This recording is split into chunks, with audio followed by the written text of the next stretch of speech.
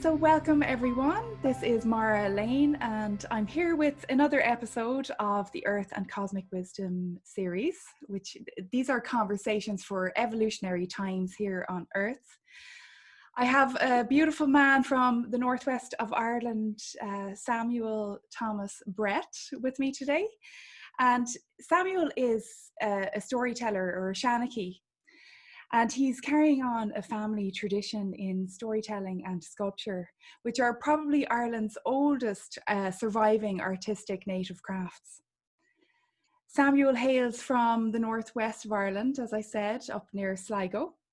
And it's an area really deeply steeped in folklore, in mythology, and home to the largest collection of megalithic sites anywhere in Europe. He has a lifelong love for the hidden, esoteric, symbolic language of our ancestors, as spoken through the landscape, and which has been passed to him by his mentor and uncle, Michael Quirk. He's a professional tour guide, an artist, a musician, and he loves sharing his wisdom and stories with people from all over the world through his company, Seanachai Touring, and all the other endeavors that he is part of as a creative, magical person. So welcome, Samuel. How are you today? Good, thanks, Mara. Thanks for having me on. Oh, it's great. It's been a long time coming. We were trying to organize this. Yeah, great to finally connect. It's cool. Great, great. Well, I love that we're connecting from the Western, both of us in the West, but in opposite poles here. But where you are situated, I know, has so much story and there's so much that can be spoken to around that. But I'd love to start with really what brought you to storytelling, or where those seeds started blossoming in you in your life. Yeah, I'm living here in County Leitrim, which we moved here in 2016. But I'm just over the border from County Sligo. So I'm actually on the eastern end of Lochgill, and the western end of Lochgill is almost in Sligo town. And basically the other end of the lake is where I grew up in Sligo. So I'm only about 10 miles from home. So yeah, born and reared in Sligo town. And I guess it was my family upbringing and where we grew up that had obviously, it's the same for a lot of people. It has such a huge impact, you know. I like it, like I say, that esoteric knowledge. It sounds kind of highfalutin, but in a sense, it's that how place is a part of who you are. So we grew up on the family farm. My grandfather, John Quirk, was a butcher in Sligo town, and we grew up with my grandfather in his final years. And the family butcher shop kind of was the axis around which all of our lives revolved. And that family butcher shop today is Michael Quirk's. So my uncle, my grandfather's son, Michael Quirk, runs the butcher shop today. And in 1984, he converted into a woodworking studio. So he's kind of semi-legendary at this point, Michael Quirk. He's a wood carver of legend. Oh wow! This is one of his. That's fabulous. Who is that? This was actually done for my son, Cian. So this is Cian. Cian was the father of the sun in Irish myth. So Cian was the father of Lugh Lovada. Lugh Lovada was the solar deity. So Cian. Cian, in my interpretation of myth, is the brightest star in the sky. serious, what we Serious. call serious. So that's one of my uncle's carvings, and That's so beautiful. I've carried on the family tradition, I guess you could call it that, in my own form. So these are my carvings. Absolutely stunning.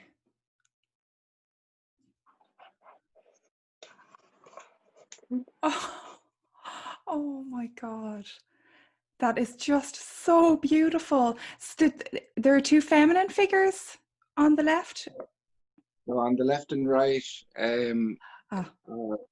this is the story of the Mad King Sweeney, and that's him and his two aspects.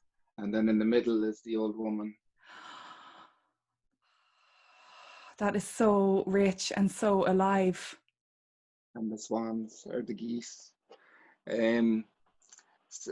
So yeah, like when it comes to story, we grew up with story because behind all the carvings are stories associated with them. And where the butcher shop lies in Sligo town is right in the heart of the town. So where our school growing up lies on the far side of the town, and our home lies on the eastern side of the town. On the way home from school every day and to school every day, because we walked to school or we cycled, we'd always stop into the shop. So for our as children growing up, it was our, we were there every day. Right. And it was this, so this is the uncle that would start telling you the stories, or would just... Yeah, if anyone's ever met Michael, it's funny. You walk into the shop and he's in mid conversation, even if you're the only one in the shop. So, I say if talking was an Olympic sport, he'd be a gold medalist. So, but yeah, he's just his knowledge is astounding. As I said before, we're not quite sure where he came from, and this is part of what I've discovered my life story is to figure that out, and to carry that forward and to interpret it through my own life, so. Right. That's kind of what I'm doing. I just love that. So Michael, so he would have been transmitting the stories just in his way, in his presence, and also translating them through the carvings as well. Yeah, so like, and this is what occurred to me as I've traveled in the world. I left home, I left Sligo when I just left school, really, when I was 19, and I went traveling.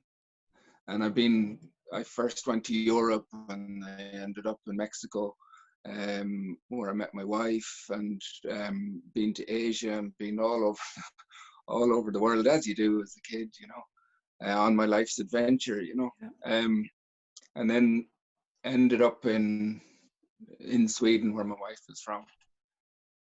Ended up there for a period where the kids were born, and I went through, I guess, a phase in my life while I was there, and I did miss home terribly in the period. And I went through a fairly rough phase in my life, or a dark period in my life, and a lot was going on in my personal life. And something occurred to me that I was actually building a boat. I was building a boat. I had become obsessed with this boat.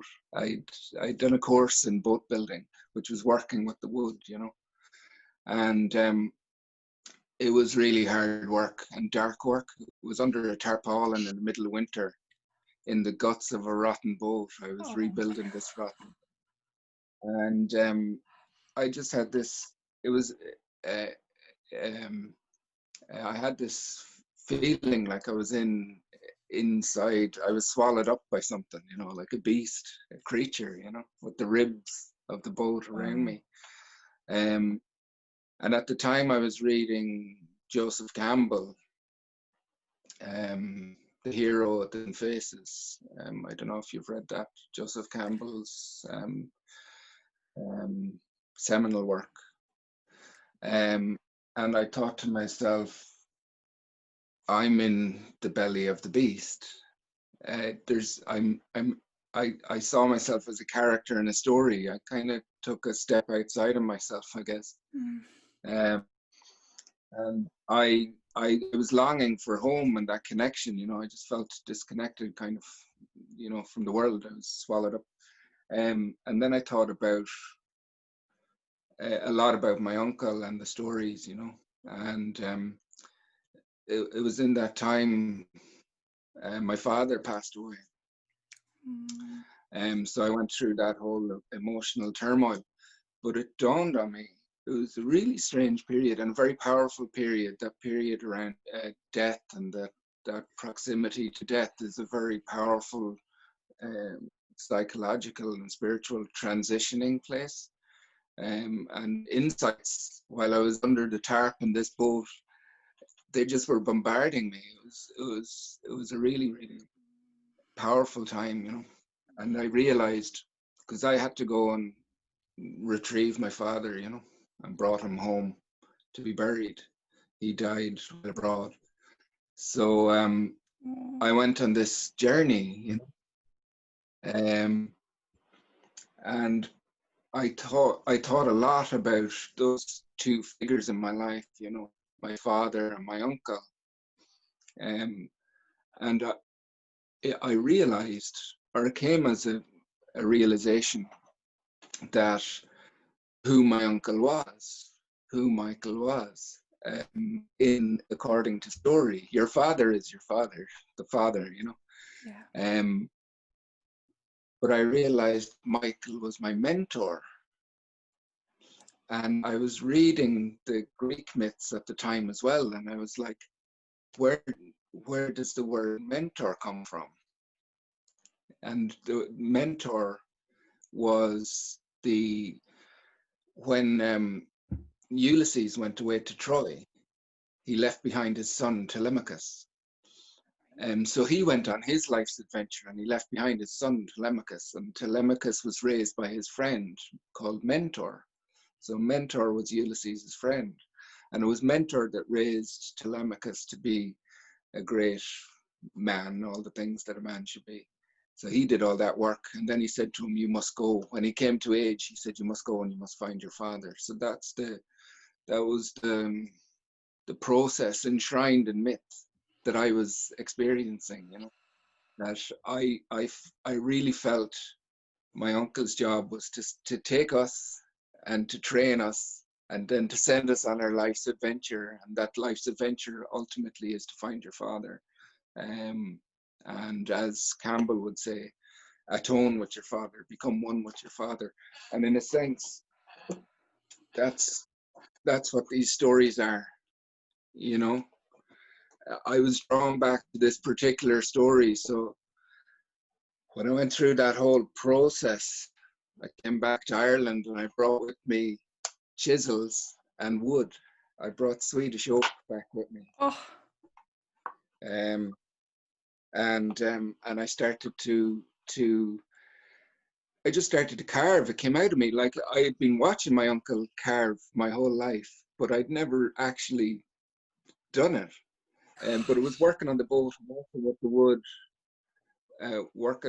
building the timber boats, that brought it through my hands into my heart, I guess, you know. Oh. So I started carving. Gosh, that's just an absolutely incredibly activating story. I mean, it's just so, it's embodied through you, and that's, I mean, that really is the hero's journey, isn't it? Like going into that dark night, and you know, I really resonate with the father, and having my own father passed, you know, in the last few years as well, and what that opens and evokes in you, and moves you towards, really, Yeah. on that voyage of your own life, you know. Yeah. That's just incredible. I mean, look at the artistry in that wood. That's just, Yeah. Well, it's a living transmission. this was like one of the revelations, I guess, was that first of all, I was in a story. I was a character in a story, Right. and that was so revelatory to me, because that if that was the case, then everything I interacted with was part of a story, you know. And through reading Campbell and Jung as well, I realized that an awful lot of what we listened to as kids was Jungian, and was deeply psychological through the Irish stories and through myth itself. And Jung said this, Freud said it as well, that the only thing you need to learn is if you understand myth, you understand everything. And it was that, you know, as kids, 5, 6, 7, 8, 9, 10, and growing up, going into the shop and listening to these stories where Michael would tell us about the salmon of wisdom, for instance.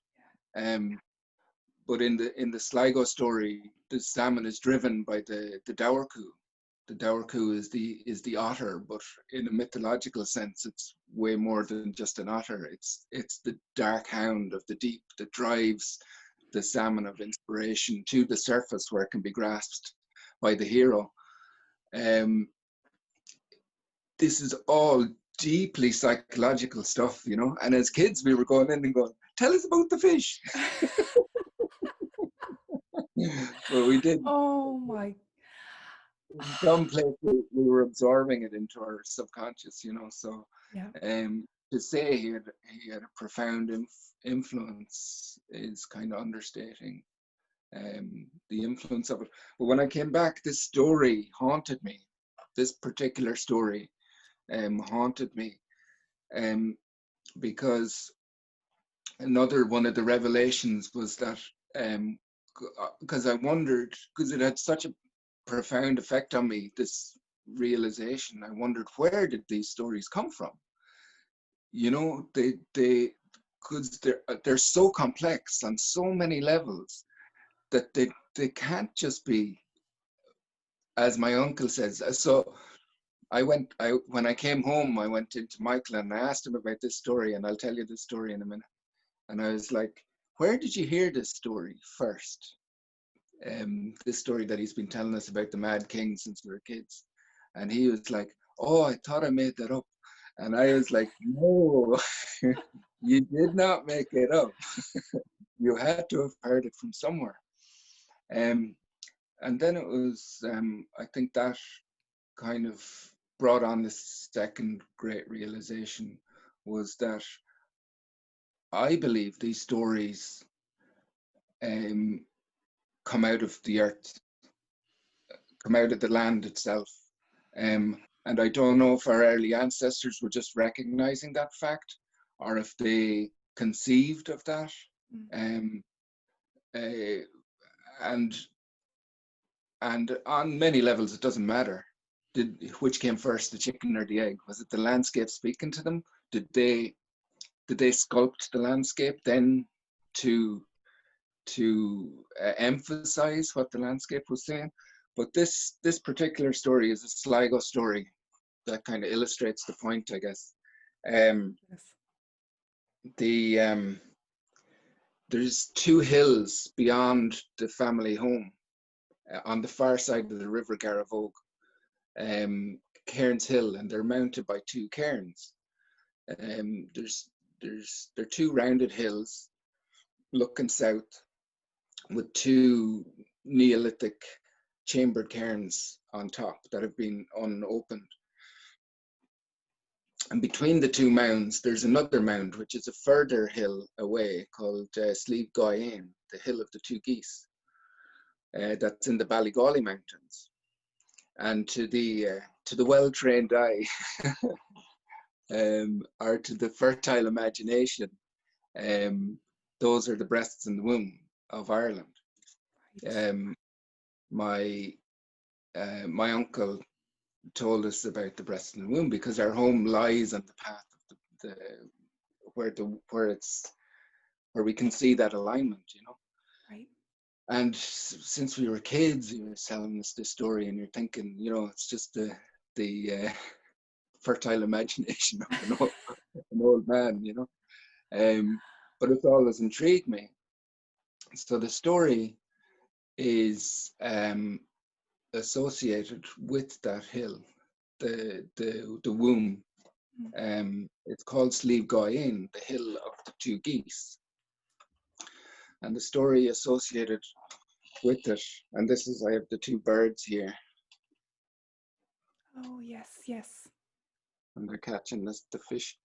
So the story is of this man, King Sweeney.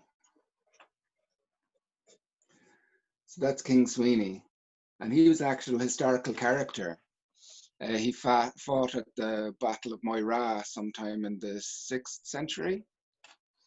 And the story goes that King Sweeney, after slaughtering and destroying his enemies at the battle, he was feeling, you know, kind of tired and weary. So he went home to his dun and his wife. And of course, he'd been away disemboweling enemies for a long time. So he'd worked up, an appetite. So on the Sunday, they were making love in the dun, which you shouldn't be doing on a Sunday. When Saint Ronan Finn walked past, Ronan Finn, the saint, walked past the dun, and he was very put out that this was going on the Sabbath. So he started muttering prayers in Latin, and Sweeney, who was known to have a fierce temper, rushed out. He heard this man disturbing him outside his door, muttering Latin. So he raced out in a rage, naked, and took Ronan Finn by the throat and cast him into Loch Mila. So Kilronan here in Roscommon is the Church of Ronan, and Loch Mila is just down the road, about half an hour, 40 minutes from here. So that was the lake that he was said to have been thrown into, and this was a great ignominy for any saint. So the saint cursed him, and cursed Sweeney to madness. And it was a kind of a madness whereby he longed for the company of people, but he couldn't stand to be around them when they came near. So he constantly was running to or from people. And this kind of resonates with myself. Like I was saying earlier, I do suffer from social anxiety. And it's sometimes severe. And guiding, in a funny sense, was therapy for me, you know. in a strange kind of thing. So I'm either running to or from people, you know. And when I found myself in the boat, my social anxiety was pretty much at its pinnacle. So I was, in a sense, I was hiding in the boat, and I was in the belly of that beast, you know. So I have this affinity with King Sweeney. So Sweeney fled from the people of Ireland, and he fled into the mountains, and he lost his wits. And he said it was said he kept company with the birds of the air and lived in the trees with them and spoke to them. So he'd gone completely bonkers, basically, until he found himself in the Ballygolly Hills. The Ballygolly Hills is that womb hill, and that hill is called Slieve Goyen, the hill of the two birds. And there's a lake next to the hill, nearly in the hill, called the Loch Goyen, the lake of the two geese. So the story goes that he found himself by the shores of the lake, naked and his mind wandering, when he came upon the Cailleach, or the Cailleach came upon him, the old woman of winter saw him and met him on the lake, and she took a shine to the Mad King, and she chased him around and around the lake. And then she touched him with her holly rod, and turned him into a goose, and then did the same with herself and turned herself into a goose. And around they chased each other around the lake until they dove down into the lake, the Cailleach in hot pursuit. And down and down and down they dove into the dark waters of the lake. 9 miles deeper than hell, it was said they dove. And when they got down to that depth, Sweeney heard whispering in his ear the voice of the old woman, and she says to him, "Sweeney, have you run far enough?" And Sweeney, looking back behind him at the dwindling light, thought to himself, "I think I have." And so she returned him. She returned him to the surface and returned him his wits. So he returned to sanity, but he had lost an eye. Oh, wow. To madness. So he'd never be the whole king. He'd never be king again because his sovereignty is gone. The king has to be whole. But he became the wise man. He became the pilgrim, and with the light to light the way for the one-eyed ex-madman. So she restored him to his sanity, and they all lived happily ever after for about 3 months.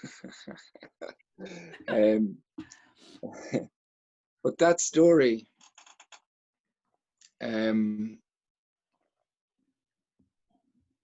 it's really resonated with me on so many levels. It's hard to kind of encapsulate. He was restored to his sanity. He went into the dark place. He went through that transmogrification, and the woman, the land itself, resided over all of that and was the instigator, in a sense. But on my travels, I have visited, in touring around Ireland, I've visited places, a number of places that have that exact same story, that tell that exact same story. Yeah. Slieve Gullion in near Newry, the mountains of Slieve Gullion, there's the exact same story is told of Finn McCool. He meets the young woman by the lakeside, and she dives into the water and lures him in, and he dives in, and when he does, he becomes an old man. And then he calls out to her to release him, and she does, but he retains his white hair. But he's returned to his young, youthful form. Slieve Gullion, as you might know, there's at the top of the mountain, it's Ireland's highest court passage tomb. Right. And right next to it is the lake where the story is said to have taken place. So the passage tomb is associated with the Cailleach. It's known as the bed of the Cailleach. In Ballygawley and Sligo, there's a cairn on Slieve, next to Slieve Goyen, called the bed of the Cailleach. So these associations with the old woman are ubiquitous. They're everywhere, you know.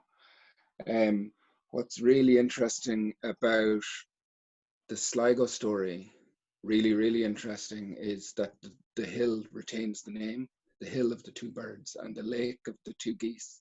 So the story, and this was preserved through the Dinshenkas, you know, the law of place names. Right. So, sorry, this is a very long story. No, this is fantastic. Please continue. So that intrigued me. I was like, where did you hear this story? You know, who? This is a Sligo story. It's peculiar. That specific version of it is peculiar to Sligo. And I was like, where did you hear that story? And Michael said, I genuinely don't know. But that story is not just ubiquitous in Ireland. That's the story of the madness, the Mad King Lear, the stories of the swans, the prevalence of the swan in Gaelic myth and romantic storytelling is there. Flann O'Brien wrote one of Ireland's great meta fictions, At Swim Two Birds. And it's based on the story. And of course, Flann O'Brien does that metafiction thing where he is the story and he is the story in the story.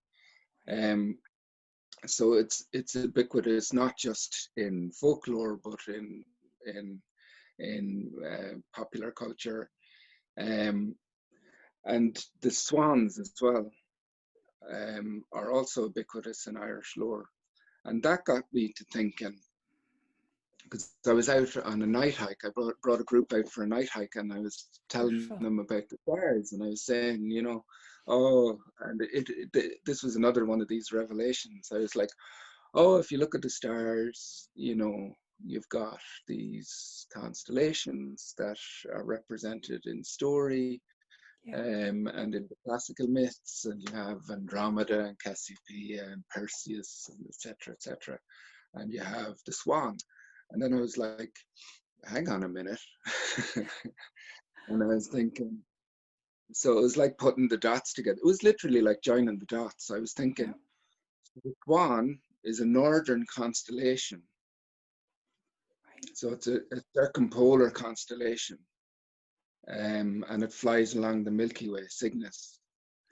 And I was thinking, from what vantage point would I have to look to see Cygnus at a certain time of the year? So I started thinking like a Neolithic person. So the people who these artists, yes, the these rock art and cave art, our first ancestor, our first farming ancestor, who created all these mounds and sculpted the landscape in a sense. And it drew me to Carrickeel, which is the great, one of the big four tomb complexes in Ireland, and one of two in Sligo. And using software on the computer and going to the site itself, I could look across the landscape at the sky, the night sky, because it's often quite cloudy at certain times of the year. And I discovered that from that vantage point, from the tombs in Carrickeel, and one of the tombs, the entrance points directly north, which is unusual. If you're looking from that vantage point at the winter solstice at night, Cygnus rotates through the sky. She flies through the sky. Wow. And the constellation actually dips below the horizon over that hill. Wow, that's incredible. Over the hill of the two birds and the lake of the two geese. And I extrapolated back using the software back to the Neolithic period, about 6,000 years ago. And in that period, because the stars, because of precession, the stars are slightly misaligned. So our North Star will not always be our North Star. It goes through this 26,000 year cycle or 12,000 year cycle. So at that time, Deneb, the brightest star of Cygnus, actually dipped below the horizon, right there. And then it rose again, and it signaled the birth of the new year. So it starts to rise again out of the lake. So the swan actually flies into the lake. And what's even more mind blowing is that in the night sky, Cygnus is followed by Altair, the eagle. So you have the two geese. The lake of the two geese, but the hill is the hill of the two birds. So in the night sky, the eagle and the swan, Cygnus and Altair, actually follow each other through the sky. So That blew my mind. That blew my mind wide open, because what occurred to me there was that this story that my uncle made up and passed on to us as kids presumably was being told by our early astronomer ancestors, and they encoded it in the land. They encoded it in our story, this story that is not just ubiquitous, but it's almost like a central story. Right. It's a central story within Gaelic mythology. The Mad King, the Green Man, is Merlin. Right. Yes. Of course. Before the Romantic period, where they blended Merlin and Arthur, and they kind of, Merlin was that central character. So this is a very, very primordial, very primitive story, as far as I'm concerned. I'd like That's someone to prove me that's wrong. incredible. Incredible. I've never heard that story. Yeah, once you see it, you'll see it popping up all over the place. This is the kind of the mad thing. Yeah. Once the doorway opens for you to understand the cosmic connection and what's mapped, really. Yeah, so that's what occurred to me as well, is that once you see that, so it's a kind of an initiation. So Yeah. I don't know if my uncle was fully aware of what he was doing, but he was literally a key opening a door into a landscape of symbolism. Yeah. So like, and for me, these tombs and these sites, they're not tombs. We call them tombs. For me, they're like consciousness engines, and you're the Exactly. key. Yeah. And once you start that engine up, and get it ticking over, it'll take you places. Oh, I completely concur on that. Yeah, absolutely. In every way, you're changed every time you interact with those places. Yeah. Really. And like the interactions as well, I found over the years, you just look up to them. You look up to hills, and Yeah. they become like they're like family. It's like recognizing something on a much deeper level. You don't even, so it's an absolute pleasure in terms of um, psychology for the intellectually curious, I suppose, to just to Yeah. drive around, walk around the northwest of Ireland, because you're triggered constantly. Your subconscious is triggered endlessly. Oh, there's just so much in that. Oh man, it's a Wow. rabbit Wow. hole. And so for you, I mean, being in the Northwest and being born where you were born, I mean, there's no coincidence your soul chose to come in to that place and in this time, right? With all of this that's kind of moving through you. Like where do you feel like you're still moving through that landscape, or how do you feel your relationship has evolved with the landscape you grew up in? Yeah, as I said, it's like it's been an evolution in a lifetime, you know, um, and this is all that wisdom, I guess, built up over a lifetime, passed on through the generations that I hope to pass on to my children. Um, my journey through it is my journey through life. I truly believe that um, um, you know, the death of my father, and close friends who've passed away, Mm. um, just the hardship of life, because life is by no means easy,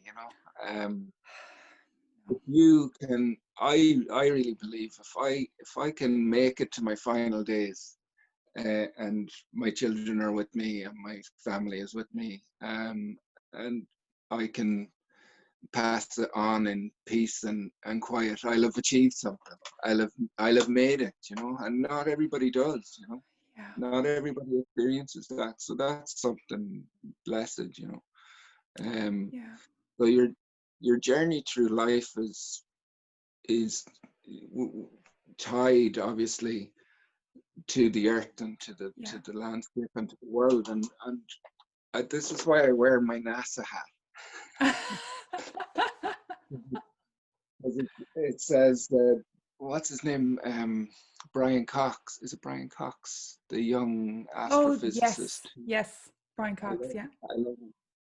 And he says our environment it goes beyond the stratosphere. It goes into the stars. The influence of the stars upon us and is subtle, but as powerful as the rising and setting of the sun, as the blooming of the flowers, as a cloudy day and a sunny day, And I really believe that. So my journey, I think that's where the landscape has taken us, to the stars. Actually, it's telling us something unbelievably profound. It's a fascination, a constant fascination, that you're like, whoa, this rabbit hole goes even deeper. It's bottomless. It's bottomless. So that journey is ever fascinating.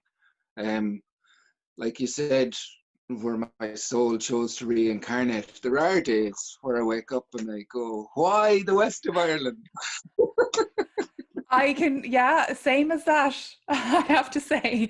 And yet, I think because of the depth of the great mystery that's held here in the land, I think that's why it can be so challenging and yet so expansive. And absolutely, this land of Ireland has healed me so many times and has pulled me back from the brink so many times. And I think that's the gift of the legacy that's being imparted into this particular island. Would you say? Oh God, without a doubt. Like like I was saying earlier, my chosen profession, I suppose, I see it kind of as a vocation. I started out guiding. I kind of fell into it, working as a tour guide. But over the years, I've come to understand that there's a healing. It's a healing place. There's a magic about it, and there's homogeneity, a holism about the island as well. And from time immemorial, it's been understood as that. It's not just something we're making up. People came here for its location. It's God knows what brought them here originally. I think actually, and this is further down the rabbit hole, the people who told these stories, the old woman. Yes, the Gaelic. Yeah, the Gaelic and the geese. She's the woman of winter.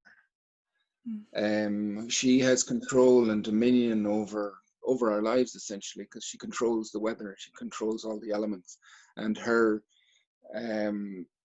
symbol is the swan. And the geese now are returning from Iceland, and the swans, and she was also the mother of the herds. She was known as the mother of the herds.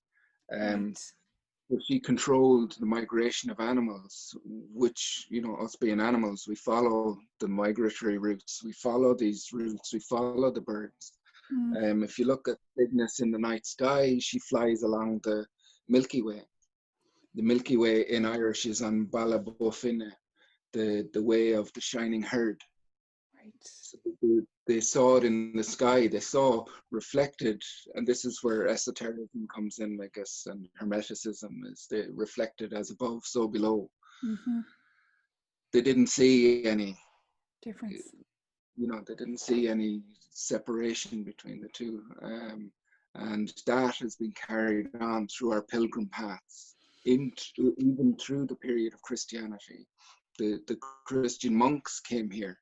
They followed the River Shannon. They come up the Shannon. They probably followed the same route that the original Mesolithic people followed into this realm, the sacred realm. And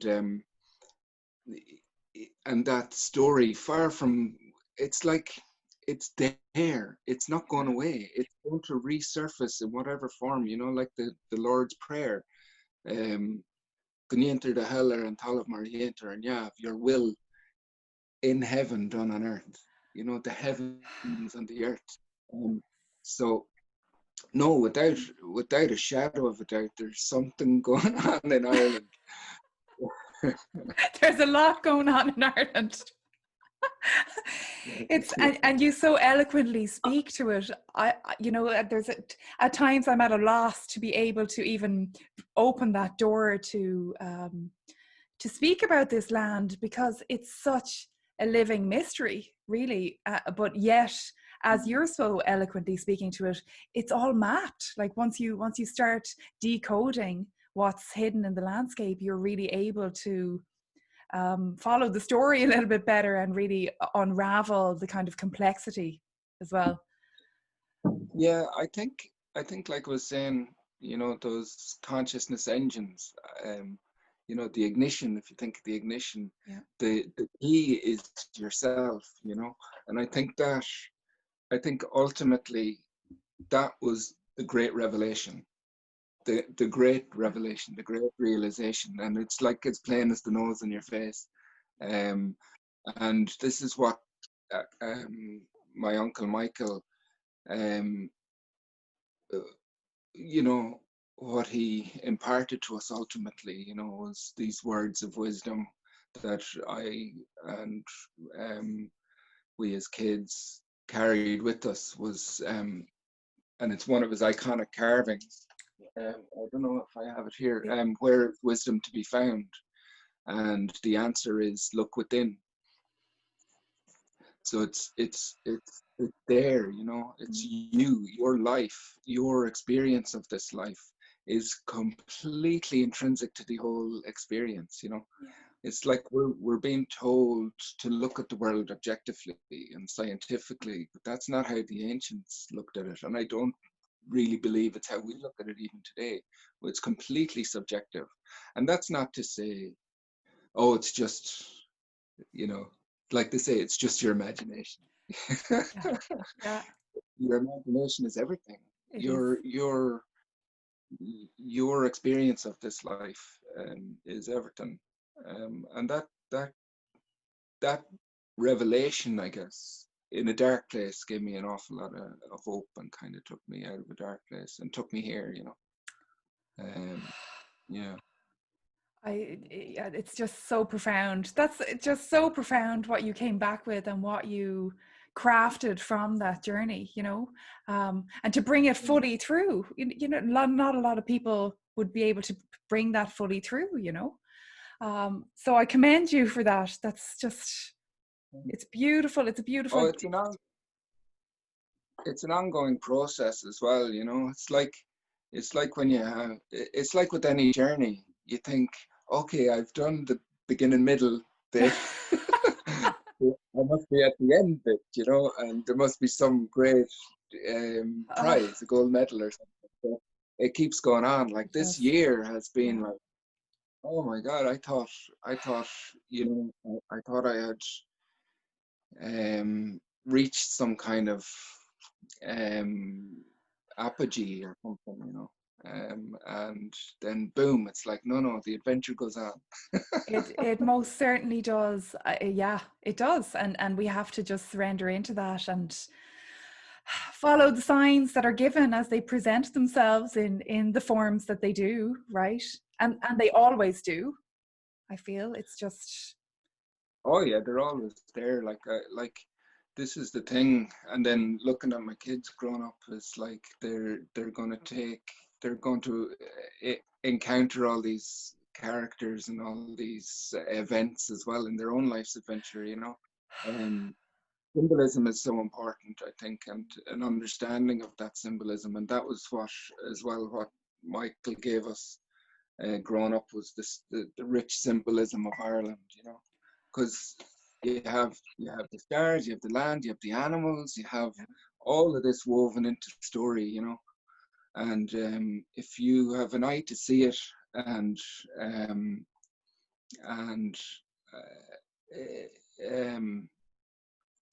yeah, it speaks to you.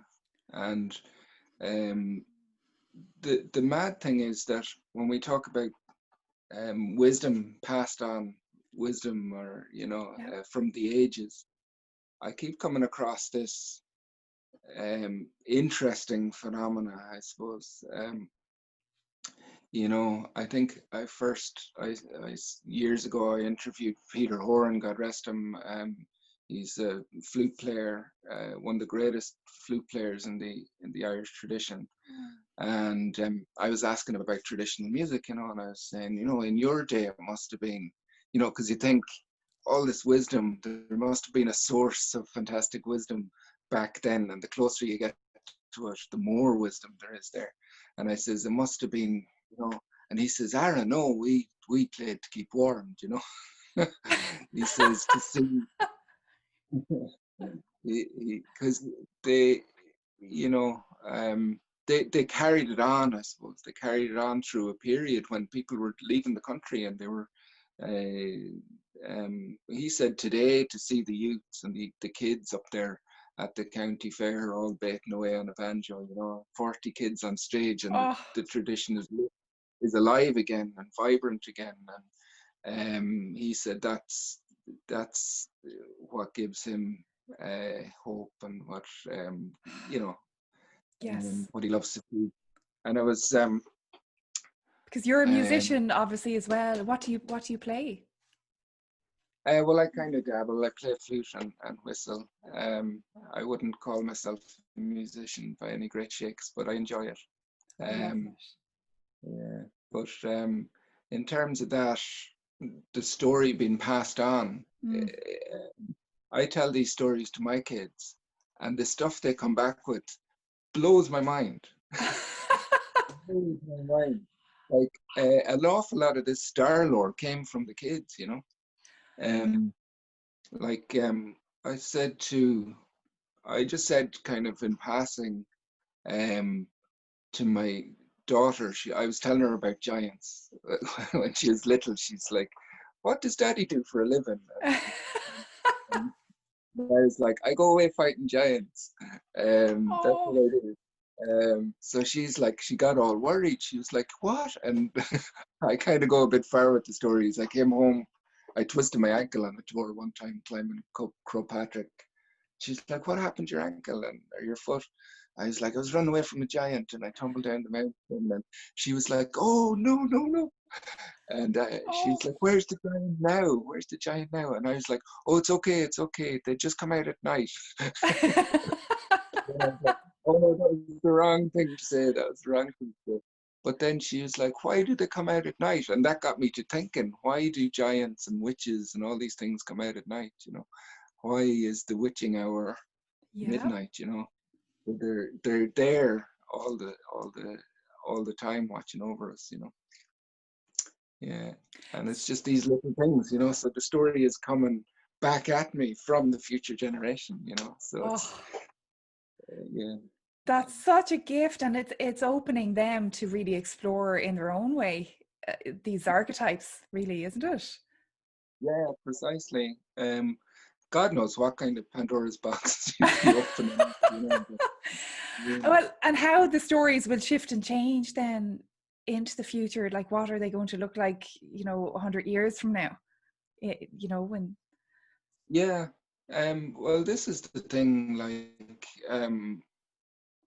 like with Star Wars as well, like Campbell and George Lucas were Campbell was mentor to George Lucas. So he took all those archetypes Ah, and he wove them into what is a modern myth. I mean, when we talk about the resilience of story, and you think, oh, how possibly could a story they were telling around firesides 6,000 years ago while it threw rocks up on a on a hill, how it's ridiculous to assume that could be carried on in any coherent form.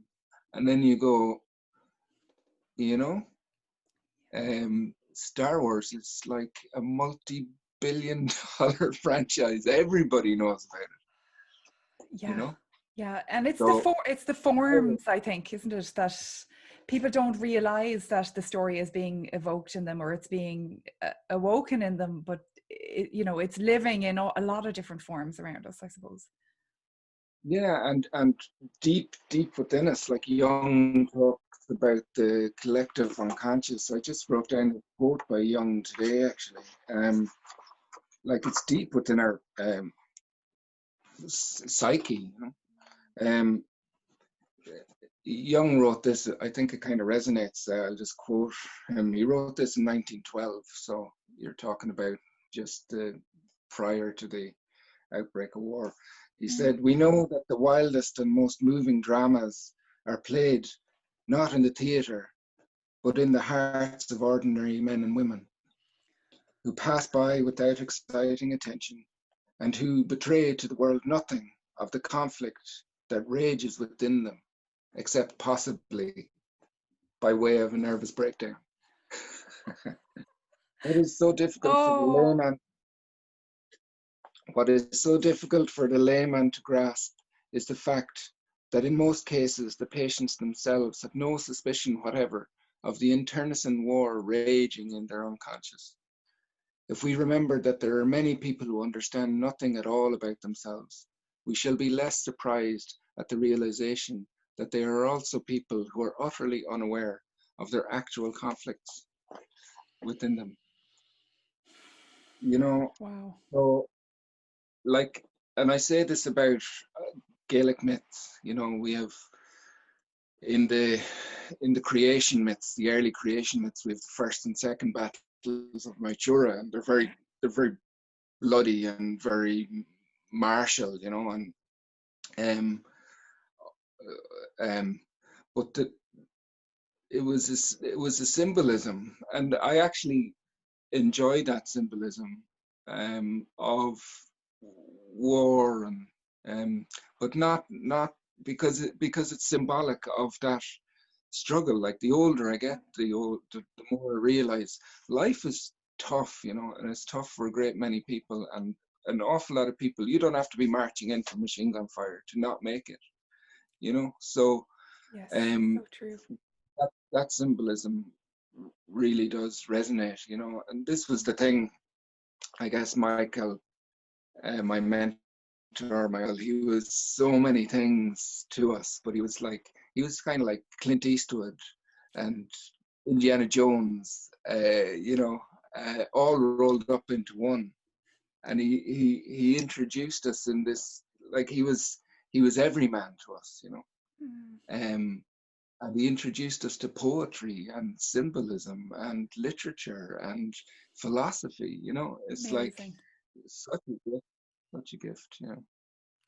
Oh, what a blessing! What a blessing to have been gifted that lineage, and to have that sort of mentorship that's so lost in these days. We're really, I think there's so many people craving for that depth of mentor, and guidance, really, to hold the reins for us to open on those levels, to our own mysteries.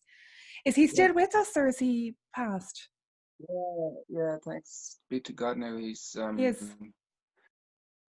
he's 81 years old. He's Oh, been in that shop since the day he oh, was born. So he's been creating for 81 years. He had a bit of a health scare last year. So that was um, is the impetus that brought me home. No, it's not last year. It was the year before last. So the realization that, like, when my father died, and mm, the realization that we're not getting any younger, and mm, it brought me home. And the year following our coming home, he had problem with his heart.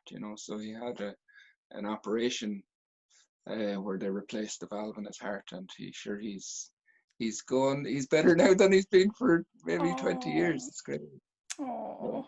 uh, I Oh, that's so good to hear. And I mean, it was the land that brought you home, really. Like, that you have a gift and a legacy to offer forward, right? And I'm glad that the land has brought you home. You've an amazing knowledge and an amazing gift with translating what's here. And I'd love to dive into so many more stories with you, but I think we've kind of reached our little segment for today. But if you're willing, I'd have you on for more and more stories on Ireland. I just think, yeah, Absolutely. Anytime, ever. Phenomenal. So can I ask you, so obviously, you know, for people that watch this, you were touring, and obviously this year has changed everything. Like, what do you foresee moving forward in terms of how people could engage with you, maybe with your crafts or with your offerings? Yeah, so I don't know what's going to happen in 2021. A lot of my market was the North American market.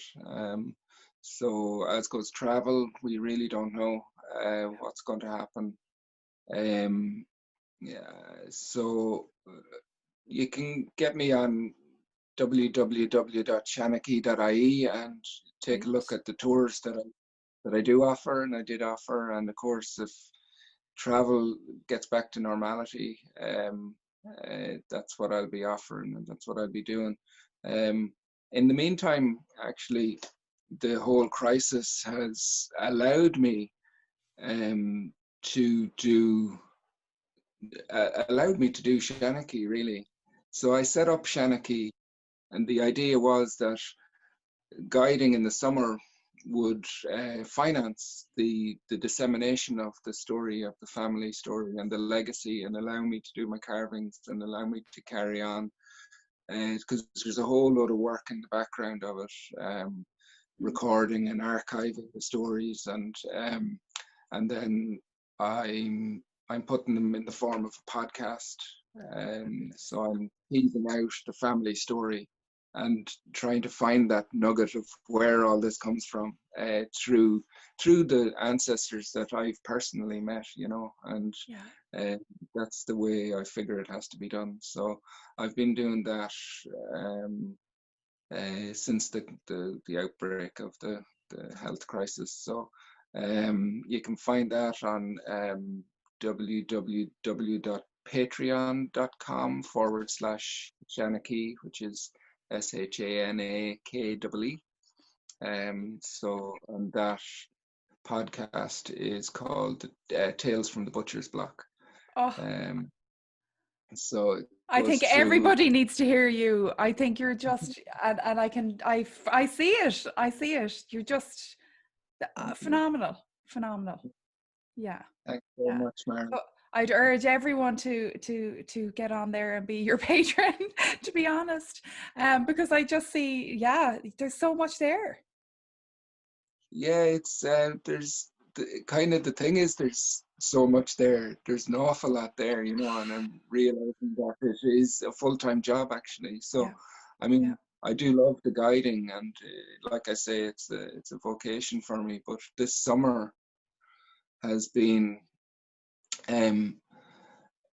it's been a gift in many ways. It's been a bloody nightmare in many other ways for so many people as well, you know. But it has allowed me time to work on that, and to develop that side of it, which has been a real pleasure, you know.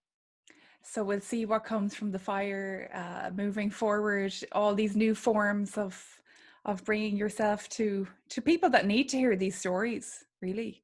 Yeah, and we're coming into the winter now, you know, so that's for me, this period is a very creative period, you know. So I'll get into the shed and I'll be carving, and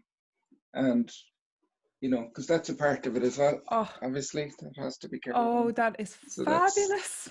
Oh, that is gorgeous. I'm working on,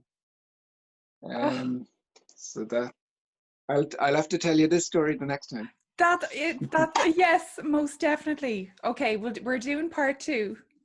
Yeah, that I want to dive into that one. Oh, thank you so much. That's a lot. What story is it? Just so we can plant the seed. That's a long story. That's a short story. My battery is just about to die. So Mara, thanks so much. Oh, thank you so much.